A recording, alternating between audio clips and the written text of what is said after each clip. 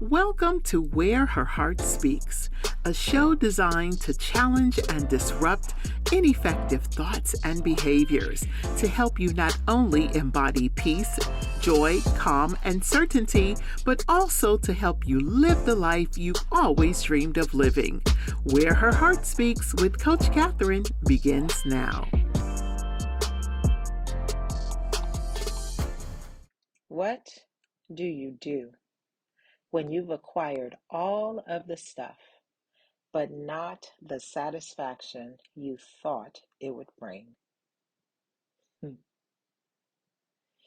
Hi there, I'm Coach Catherine, international speaker, best-selling author, certified trauma-informed coach, and your host.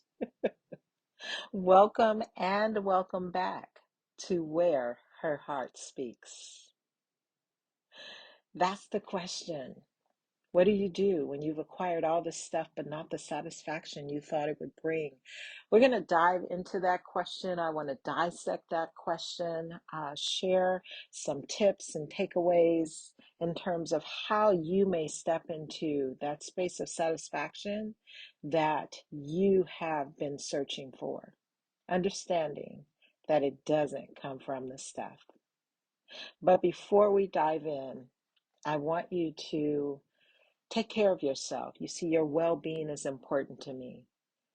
So it's important that you take care of yourself. If any part of this discussion does not feel good to you, doesn't feel good to you emotionally, choose to maybe bookmark this message and come back to it at a later date, or maybe even skip it altogether.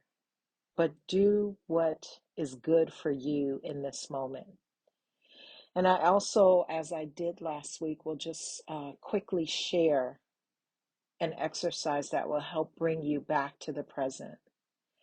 This exercise is one that is done from a seated position. So if you're sitting, you'll just want to pause, place your feet flat on the floor, and scan your environment. In scanning your environment, you will identify 3 things that you see. And then if you're comfortable, you can close your eyes and identify 3 things you hear. And lastly, with your eyes closed, you'll identify 3 things that you feel. And these things can be either internal or external feelings.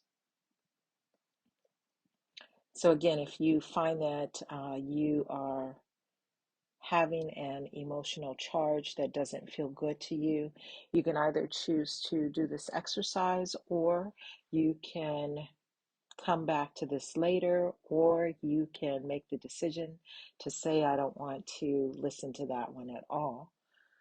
Whatever you do, be sure to take care of yourself. So when you've acquired all the stuff, but not the satisfaction you thought it would bring, see, this was my story for a large part of my adult life. On the outside, I looked like a success. I had the job, the title, the salary, the car, the house, the family, husband, 2 kids, and a dog. Like all of that. On the outside, I looked like a success. But on the inside, I felt like a mess. I was completely unfulfilled. And I honestly had no idea why. No idea why. In honor of Women's History Month, I am using quotes from women to draw from for our discussion each week. So this week's quote: always be a first-rate version of yourself instead of a second-rate version of somebody else. Judy Garland. Way too many women live their lives as a second-rate version of somebody else. Nearly every decision we make or don't make is based on someone else's prompting and agenda. And here's the thing: oftentimes we have no idea that this is even occurring or has occurred because of how we are brought up, because of our conditioning. We are used to other people telling us what to do from childhood.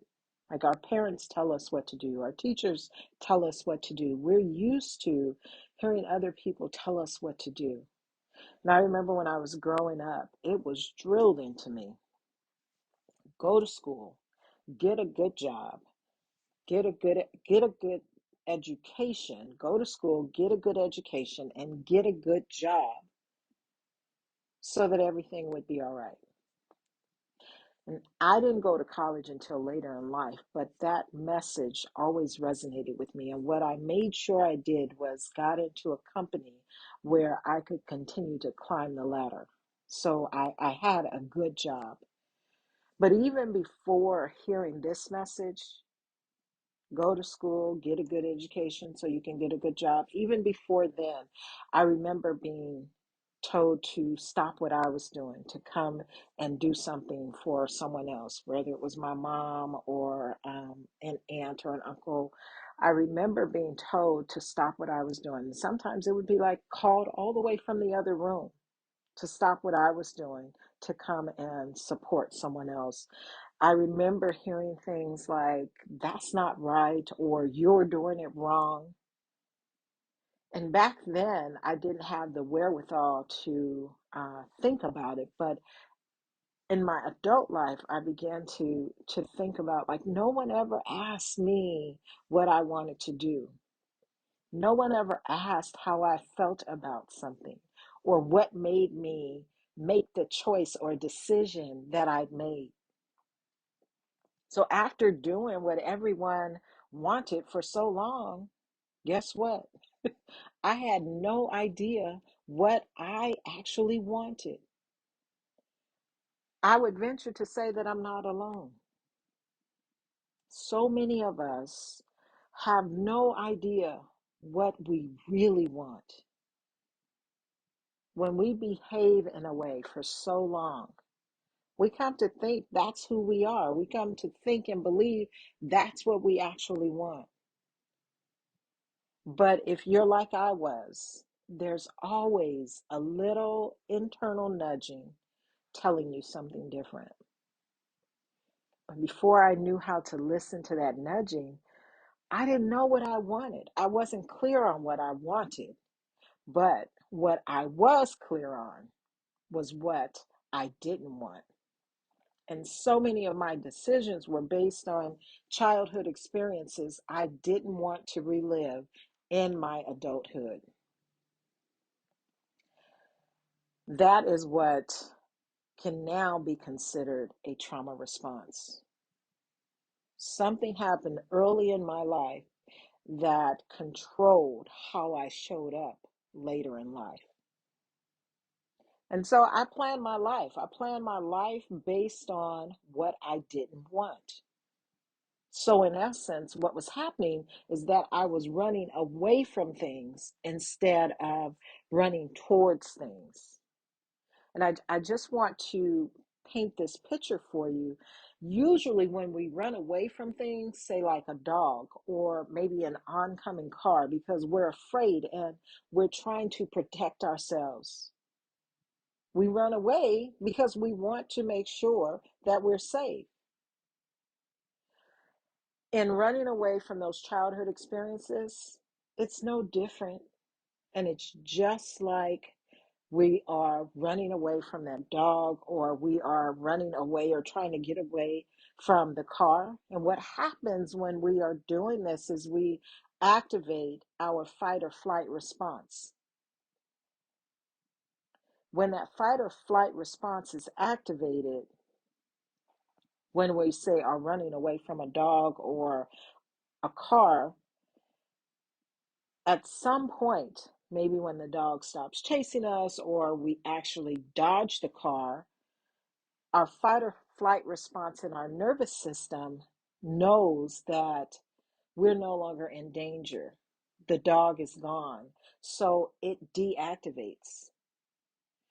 But when we are running away from our childhood experiences, there are no signals. There's nothing to tell our nervous system the danger is gone. So what happens? the fight or flight response remains activated, which means we live our lives perpetually in this fight or flight response. And also,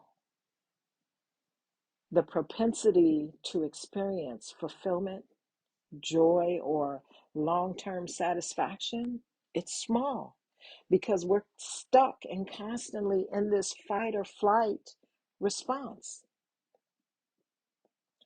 So what do when you've acquired all of the stuff but not the satisfaction you thought it would bring?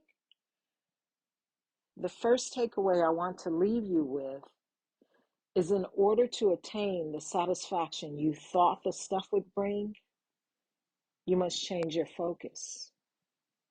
You want to stop focusing on that which you don't want and start focusing on that which you genuinely do want. And I say genuinely because I want to express that that comes from your soul and not that which has been given to you by external influences. So start focusing on that thing that you genuinely want. You want to start running toward that thing instead of running away from another thing. It's time for me, for you, and all other women to become first-rate versions of myself, yourself, and themselves. It's time for us to become a first-rate version. And that means we have to release anything that doesn't feel authentic to our souls, anything that doesn't feel authentic to our hearts. Yesterday, I was reading an article about women leaving their senior level positions. The CEO of YouTube, she left recently, and she said she was leaving to focus on her family, to focus on her health and the things that she was passionate about. And also, there was in that article spoke of the CEO of Meta, who after 13 years said that she was leaving. She was leaving to recharge and prioritize her time with her family. And there were many more women in there who were saying that they were leaving basically because they wanted to return back to the things that mattered to them in this moment. Not to say that it didn't matter when they were out seeking and pursuing their career climb, but in this moment, these are the things that are mattering. And instead of being afraid and staying in a position, holding on to a title, because that's the thing that society would have us to do, they have made the decision to choose what was important to them at this time. Women are becoming more and more tired, I think, of playing in this male-dominated space. And that article, I'm going to attach it so you'll have access to read the full article if you're interested. But I wrote an article about a year ago, maybe a little less than a year, called Stop the Madness. And it was 7 strategies to eliminate burnout and overwhelm. And in that article, I shared statistics regarding burnout. There was a statistic from Gallup, a 2020 statistic, and that statistic said 34% of women reported burnout. And then there was another statistic from McKinsey and Company in a study they conducted in 2021. They found that 42% of women reported having either been or was almost always burned out. In 1 year, that number increased almost 10%. And we have to ask, what's going on? What's going on? And granted, we were dealing with COVID, but I know for myself, even before COVID, I was struggling with burnout.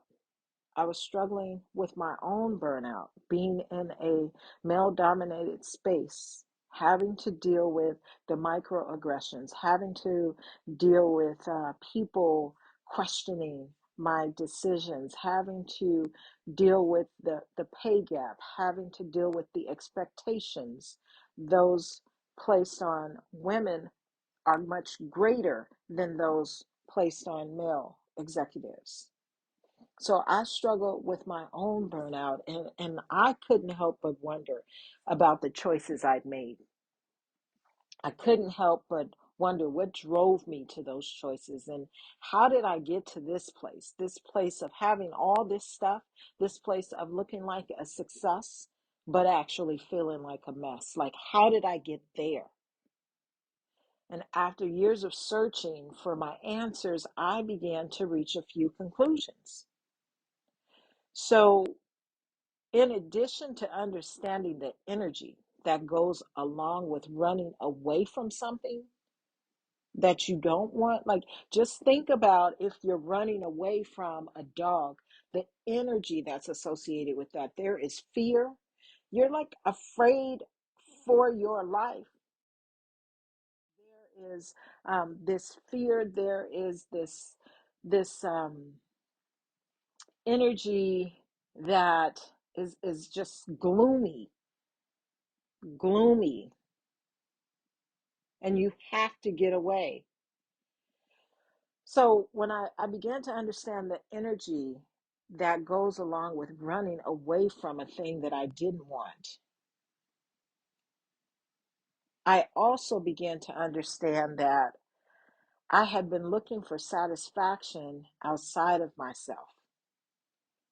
I'd been looking to people, my financial status, my accolades, all of this stuff to fill me up and bring me some level of satisfaction. And what I know today is that that is impossible. Like, feeling comes from within. So I also realized, and what I will say is that I had gotten really good at this game that I'll call hiding and suppressing. I was hiding my truth. I was hiding my past because of what I thought others would think. And again, if we were in the room, I would just ask to raise your hand. How many of you are concerned about what others would think? And I know it's easy to say, no, I'm not concerned, but to check this, it's looking at how we behave when we show up in the world. If you have a thought and you want to speak a thing, but you don't speak it because of what someone else may think or say. If there's a behavior, something maybe you want to do that you don't do because of what someone else would say, we really are concerned about what others will say or think. So, in addition to hiding my truth and hiding my past, I suppressed my emotions. I wore my never let them see you sweat, my cool, calm, and collective, my strong black woman badges with honor. With honor. Like, this is who I am. I got this. And I did. I did it. I wore them and I wore them and I wore them well until I couldn't anymore. I remember one day, it was summer, and it's been many years ago, but it was the summer, about midday. I was sitting in my office behind my desk working when all of a sudden my heart started racing. My palms became sweaty, and I felt like my body was just shaking all over. In my mind, I thought, oh my God, I am getting ready to have a heart attack. I grew scared immediately, but rather than let anyone see me overwrought or anxious, Can't let them see you sweat, right? I quickly grabbed my things and left the office. And I was in my car driving, feeling as though I was literally losing my mind, feeling jittery, like everything looked dull, as though a film had been placed over my eyes. I was just shaking and tears were streaming down my face. And as I was driving, I was praying and asking God to keep me and to protect me. And I remember being on a main street, and I knew that I wasn't in any state to really be behind the wheel or driving. So I turned on a side street, and then I turned again with the hopes of very few cars being on that street. And as I'm driving down that street, tears streaming down my face, my body shaking, and me praying, all of a sudden I saw a car coming toward me head on. The person in the other car was blowing bomb, bomb, bomb, bomb, and I swerved to avoid the collision. And it was then that I realized I had been driving on the wrong side of the street. And in that moment, I simply pulled my car over to the curb, put it in park, and I sat there and I sobbed and I prayed. I pleaded to God, whatever was going on with my body, that it would stop and that I would be okay. I had no idea what was going on. I was so scared. I was near death. And I just prayed and prayed and prayed until it finally calmed down. It didn't go away, but it calmed down. And I was able to gather myself so that I could drive back to my office and act as though nothing had happened.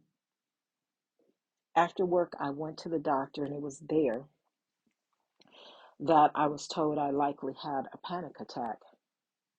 Now, I had never had a panic attack before, never experienced it, but that would be the first of many. I want you to understand that suppressed emotions, they do not stay suppressed. They will come out one way or another. So what do you do when you've acquired all the stuff but not the satisfaction you thought it would bring? I would offer that you take an assessment, you reevaluate your life, you step into your truth, you ask yourself questions. Questions such as, am I running away or am I running toward? Why do I always have this lump in my stomach or my throat? You ask, am I looking for people, titles, things, degrees to bring me satisfaction? And you ask yourself, am I embarrassed, ashamed, or guilty about my past? Is it too painful to address? So I act as though nothing ever bothers me? Am I suppressing my emotions only to have them come out when I'm engaged with people I love or in negative health reports or continued poor choices? Am I suppressing my emotions? The book that I live by says, I will give you peace that surpasses all understanding. I longed for that peace. And it wasn't until I truthfully answered those questions that I was able to do the work and take the steps necessary to experience that peace. And it didn't happen overnight. It was years. And rightfully so, because if I had carried all of these behaviors for 30 or 40 years, I could not expect to go in and have one exercise or have one session with the coach or someone and expect that it would be gone. No. So it took a long time for me to really step into the place of understanding that peace that surpasses all understanding. I not only found that peace, but also the joy of running toward my dreams and my purpose. I understood what it's like. I understand what it's like to go within and discover my satisfaction. And embracing and appreciating all of my emotions. Those are the things that were necessary. Those are the things that I had to learn to do in order to truly find the satisfaction. It had nothing to do with the stuff. It had nothing to do with success. And without going too far down a rabbit hole, I would also offer that you define success for yourself. So many of us have allowed others to define success for us. But define success for yourself. What is it that you want? What does it look like for you? My prayer is that you will begin to run toward that which your authentic self desires. Embrace your past. It has made you who you are. And I pray that you will come to know satisfaction that can only come from within. Now, if you'd like to know more of my story and how I overcame many challenges, be sure to pick up a copy of my #1 bestseller, The Sensational Woman, from either my website. If you go to my website, you'll get an autographed copy, www.Catherine, James.com. So Catherine has no E in the middle.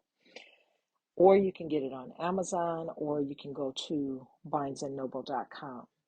Now, until we meet again, please remember that success can only be defined by you.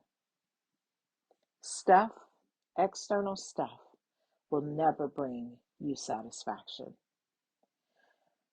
I am hopeful that you will look within to find your satisfaction. Come to embrace your emotions, embrace your past, and learn the joy of running toward that which you desire. As I close, I'll simply say that in this life you get to choose, and I do hope that you will choose to live a sensational life. Peace and blessings. Thank you for listening to Where Her Heart Speaks with Coach Catherine, where Catherine aims to challenge and disrupt ineffective thoughts and behaviors to help you not only embody peace, joy, calm, and certainty, but also help you live the life you've always dreamed of living. Follow Catherine on Facebook and Instagram at I Am Catherine James, and visit www.catherinejames.com. Remember, to live the life of your dreams, you must go within and return to the place where your heart speaks.